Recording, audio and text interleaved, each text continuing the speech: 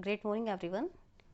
Today in our class we will start the miscellaneous exercise of chapter 5. जो 15 questions थे वो हम discuss कर चुके हैं. Now we will start from the question number 16. तो क्वेश्चन नंबर 16 की स्टेटमेंट है, we have given if x plus iota y whole cube is equal to u plus iota v, then show that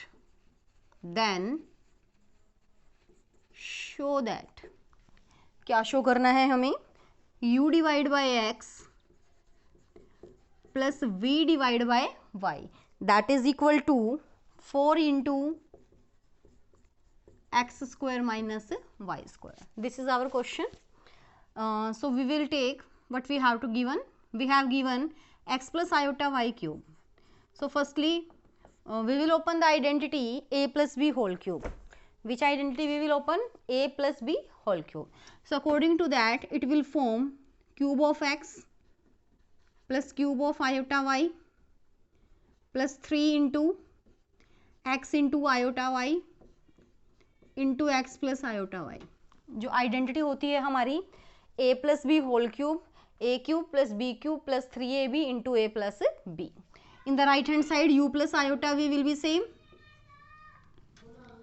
अब देखिए left hand side में when we open cube of iota y, cube of iota y cube, then we will multiply 3xy iota with x, it will form 3x square y iota 3x y square iota square.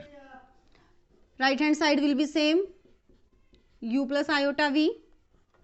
अब देखिए ये जो iota cube है, we know that iota cube is minus iota because iota cube is equal to iota into iota square and the value of iota square is -1. तो value कितनी हो जाएगी हमारी माइनस आयोटा, और माइनस आयोटा और plus कितना हो जाएगा हमारा माइनस. तो आप इसे क्या राइट करेंगे, माइनस आयोटा वाई क्यूब, और ये जो है 3x square y iota it will be same. The value of iota square is -1, तो ये वैल्यू कितनी हो जाएगी 3x y square. Right hand side again will be same. अब देखिए जो टर्म्स विदाउट आयोटा है आप उन्हें इकट्ठा कर लीजिए फर्स्ट और लास्ट. तो x cube minus 3x y square बनेगा, और यहाँ से आप आयोटा कॉमन ले लीजिए मिडल टू टर्म्स में से, तो बचेगा 3x square y minus y cube. Again right hand side will be same. अब देखिए ये दोनों कॉम्प्लेक्स नंबर्स इक्वल हैं, और दो कॉम्प्लेक्स नंबर इक्वल कब होते हैं, when their real parts are equal and their imaginary parts are equal. तो आप इनके रियल पार्ट्स इक्वल करेंगे. This is the real without iota, this is the real without iota. Same as जो imaginary part है with iota आप उन्हें equal करेंगे. From here we will take x common, it will become x square minus 3y square is equal to u, and then we will take this x in the denominator of u. तो result बनेगा x square minus 3y square is equal to u divide by x. ये result हमारा आएगा. Now from here we will take y common, तो यहाँ जाएगा 3x square minus y square is equal to v.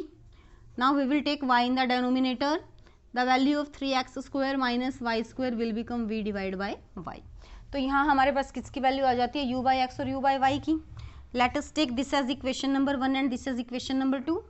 इन दोनों equations को आप add करेंगे, तो क्या राइट करेंगे हम, add equation first and second.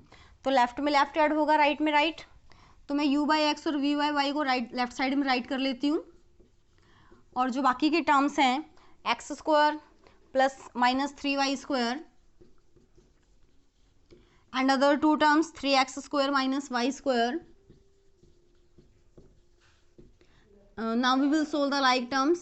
It will become 4x square and minus 4y square. Now we will take 4 common,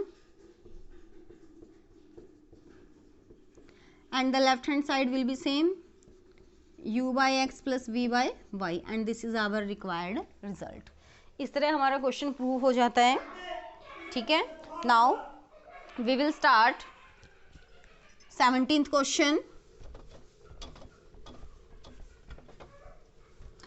In the question number 17th, we will use formula multiplicative inverse. कौन सा formula use करेंगे हम? Multiplicative inverse वाला। Multiplicative inverse में हम क्या करते थे? The multiplicative inverse of the complex number is equal to conjugate of z divide by modulus of z का स्क्वायर। सबसे पहले हम स्टेटमेंट राइट कर लेते हैं। स्टेटमेंट है हमारे क्वेश्चन नंबर 17 में, if alpha and beta are different complex number, if alpha and beta are different complex number with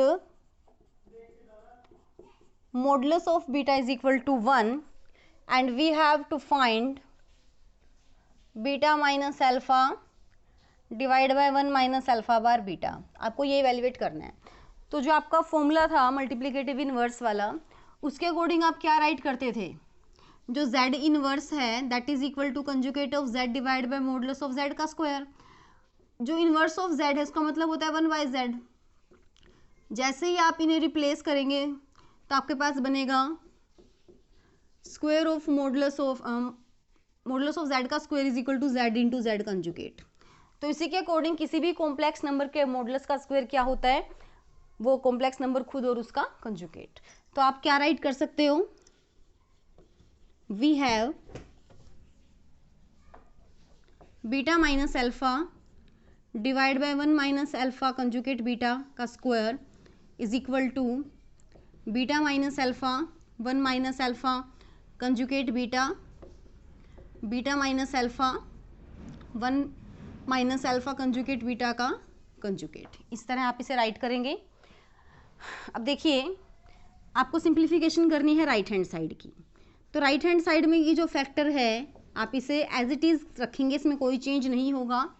but here आपको ये कंजुगेट हर एक टर्म के साथ सेपरेट करना है। तो यहाँ क्या हो जाएगा? Conjugate of beta, conjugate of alpha 1 minus alpha के कंजुगेट का कंजुगेट करेंगे तो ये अल्फा में कन्वर्ट हो जाएगा और बीटा कंजुगेट।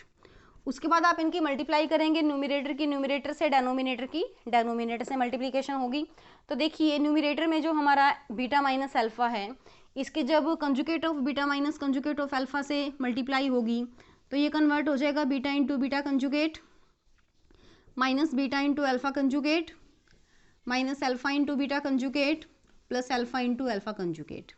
ऐसे ही डेनोमिनेटर में जब 1 की मल्टीप्लिकेशन होगी 1 minus alpha beta conjugate minus alpha conjugate beta plus alpha into alpha conjugate beta into beta conjugate. अब आपको क्या करना है? जो बीटा इंटू बीटा कंजुगेट है उसको मॉडुलस ऑफ बीटा का स्क्वायर राइट करना है और इसे मॉडुलस ऑफ अल्फा का स्क्वायर राइट करना है। तो ये क्या बनेगा हमारा? मॉडुलस ऑफ बीटा स्क्वायर, यहाँ से आप माइनस कॉमन लेंगे तो alpha into beta conjugate plus beta into alpha conjugate, और ये बनेगा हमारा मॉडुलस ऑफ अल्फा का स्क्वायर।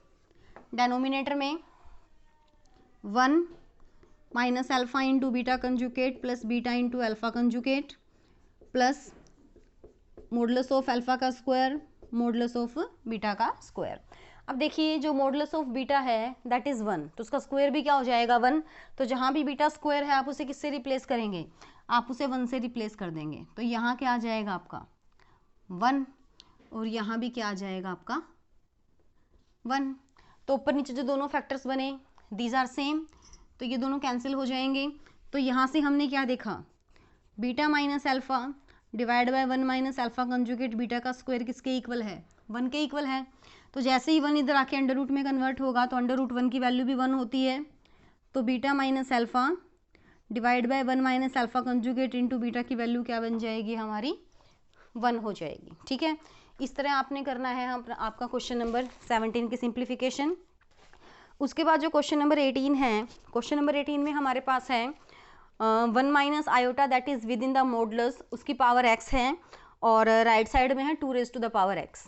तो यहाँ आपको सिर्फ क्या करना है? मॉडुलस जो है, देखिए मॉडुलस में जो 1 माइनस आयोटा की पावर x है, यहाँ मॉडुलस ओपन करना है। मॉडुलस क्या होता है? रियल पार्ट का स्क्वायर प्लस इमेजिनरी पार्ट का स्क्वायर और उसकी पावर x। तो ये √2 की पावर x हो जाएगा। ठीक है, और राइट साइड में हमारे पास है 2 raise to the power x। तो सिर्फ आपको यहाँ से सिंप्लीफिकेशन करके x की वैल्यू फाइंड करनी है और ये क्वेश्चन आपने खुद से अटैम्प्ट करना है। x की वैल्यू आपकी 0 आ जाएगी।